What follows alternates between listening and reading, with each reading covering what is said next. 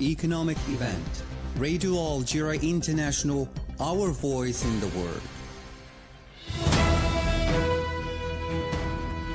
This is the English service of Radio Algeria International.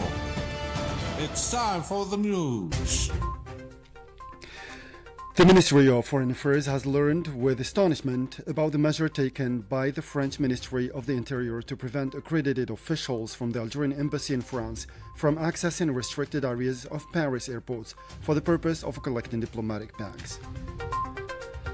Algeria's Deputy Permanent Representative to the United Nations Tawfiq Al Qudri has called on New York for substantial strengthening of preventive diplomacy in order to ease growing tensions and prevent conflicts before they erupt. And Palestinian Prime Minister Mohammed Mustafa has said that the humanitarian situation is no longer tolerable in the Gaza Strip, which is plagued by barbaric Zionist aggressions since October 2023.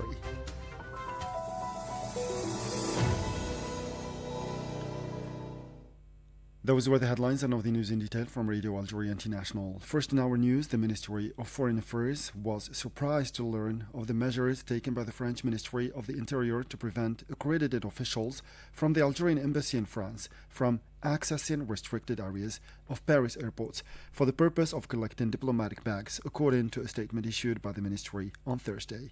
Following this measure, the chargé d'affaires of the French embassy in Algeria was received at the headquarters of the Ministry of Foreign Affairs to ask about clarification on this measure.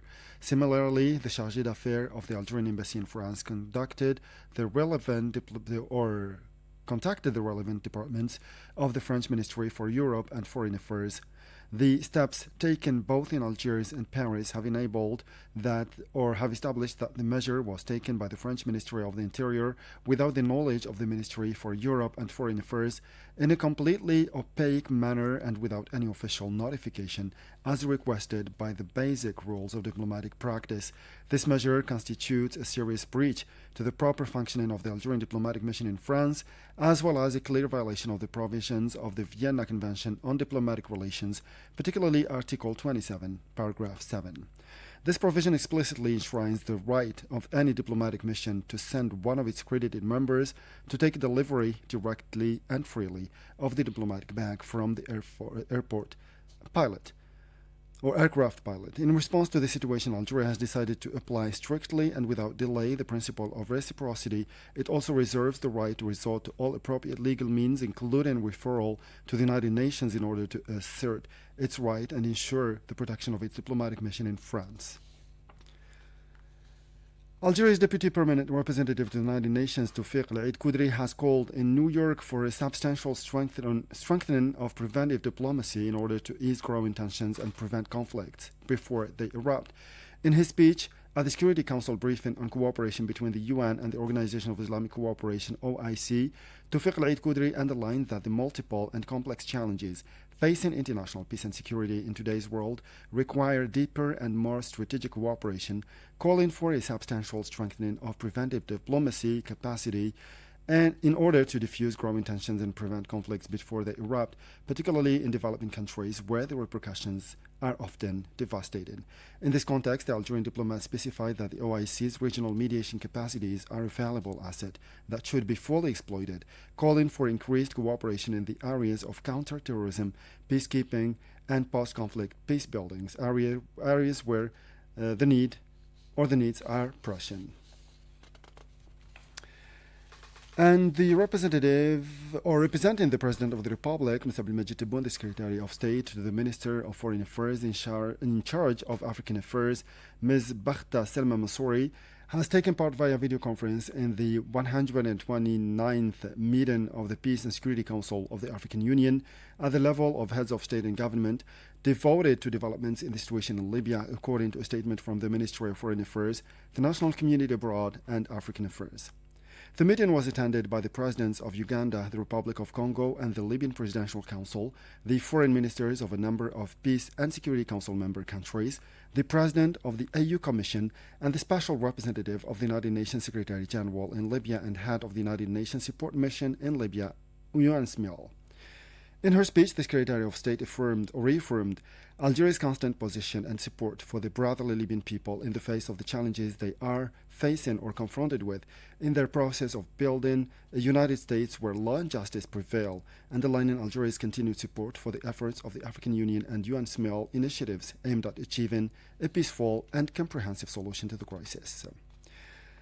The Minister of War Veterans and Right Holders, Al Rabiga, has signed the condolence book on behalf of the President of the Republic, Mr. Abdulmajid Tebboune, at the Bangladeshi embassy here in Algiers, following the crash of a military aircraft that struck a school complex in the capital, Dhaka, resulting in dozens of casualties and injuries. Members of the parliamentary groups of the National People's Assembly have organized a sit-in in front of the Constitution or in the institution's headquarters in solidarity with the Palestinian people who are suffering from a Zionist aggression against the Gaza Strip. In a statement issued on the occasion of this solidarity sit-in, organized on the sidelines of the closing of the 2024-2025 parliamentary session, the members of the parliamentary groups expressed their total and unconditional solidarity and support with the resistant Palestinian people, strongly condemning the barbaric crimes committed by the Zionist occupation forces against children and against humanity. To the Middle East now, where a quarter of children aged 6 months to 5 years and pregnant and breastfeeding women examined last week in Médecins Sans Frontières MSF facilities in Gaza are suffering from malnutrition due to the blockade imposed by the Zionist entity on Gaza, denounced the NGO on Friday.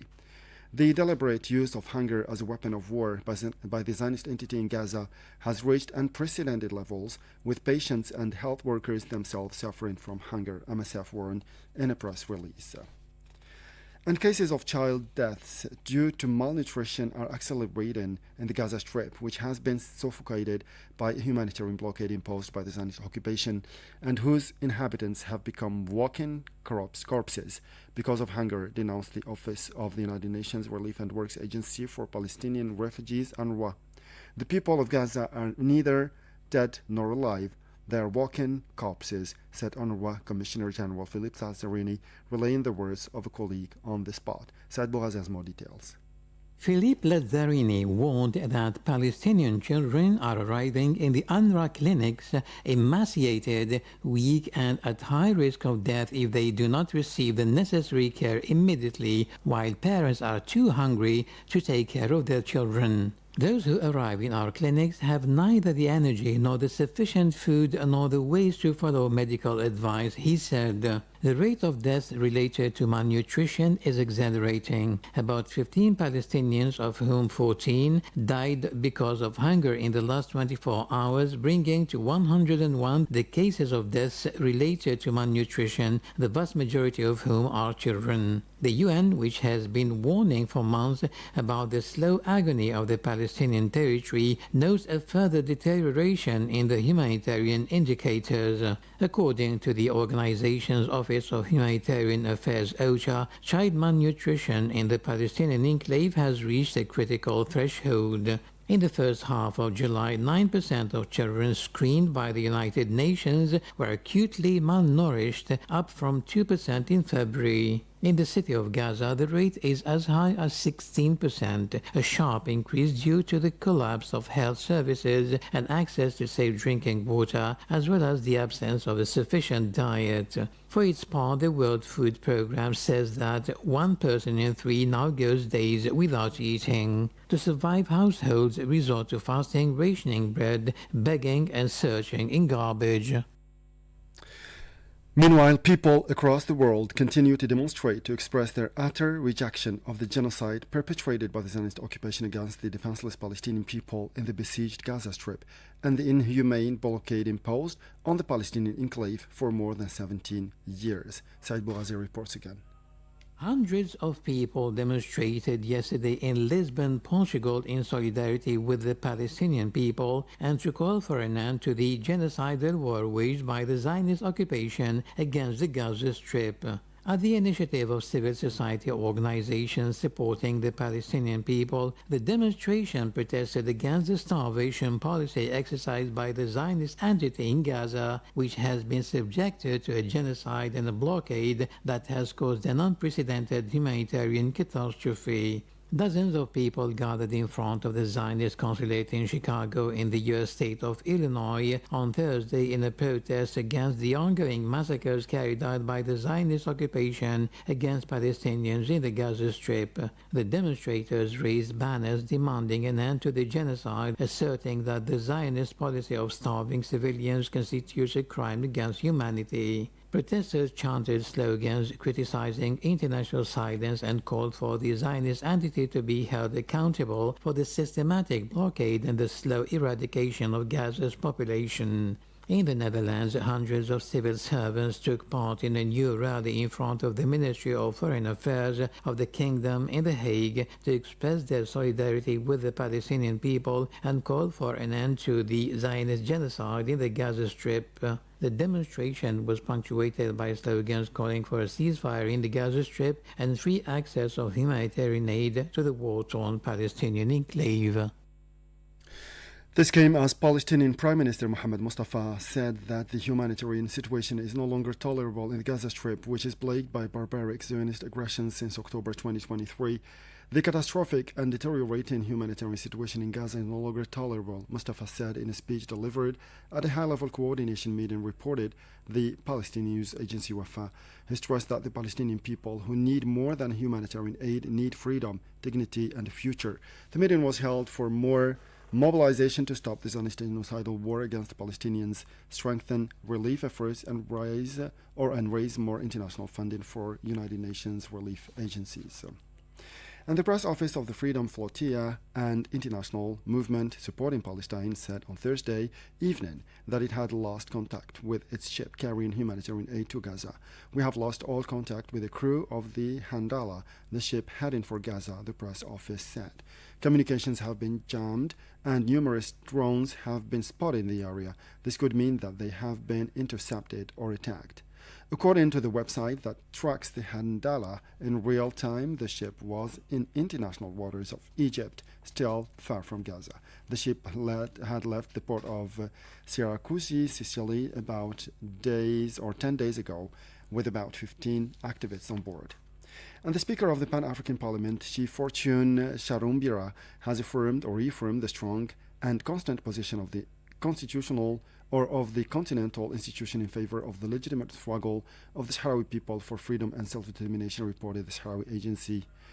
Fortune Charumbira expressed during his meeting with the chairman of the Sahrawi National Council, Hamma Salama, on the sidelines of the 5th ordinary session of the Pan-African Parliament held in Midrand, South Africa, the firm and constant support of the Pan-African Parliament to the Sahrawi people in accordance with the United Nations and African Union resolutions. And the death toll from clashes between Thai and Cambodian troops has risen to at least 14 in Thailand and 1 in Cambodia, according to authorities, as more than 120,000 people living along both sides of the border separating the two countries flee the ongoing fighting.